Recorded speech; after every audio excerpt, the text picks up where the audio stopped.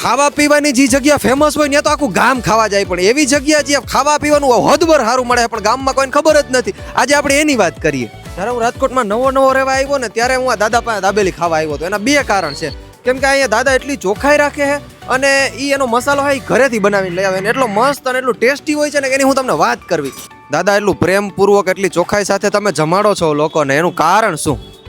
આપણે તો ધંધો જ કરવો છે, વ્યવસ્થિત સારું ને ક્વોલિટી સારી આપીએ એટલે લોકો આવવાના જ છે ને. દાદા હું જેદીથી રાજકોટ આવ્યો ને ત્યાંથી હું તમારું ખાઉં હું ને એવી મજા આવે છે, એવી મજા આવે. તમે મને તો ઓળખો છો, આ બધા લોકો છે એને હું તમને કહું છું કે અહીંયા દાદા પાસે ન આવ્યા ને તો તમે બહુ મોટી વસ્તુ મિસ કરો. કેમ કે આ દાદાની દાબેલી કેટલા 30 રૂપિયાની દાબેલી વેચે છે અને એ તમે આમ જોઈ શકો એટલી ચોખ્ખી એટલી મસ્ત દાબેલી છે કે તમે આખા રાજકોટમાં ક્યાંય નહીં ખાધી હોય ને. આ દાબેલી ખાવા માટે પટેલ કન્યા છાત્રાલયની બાજુમાં રોડ કયો છે?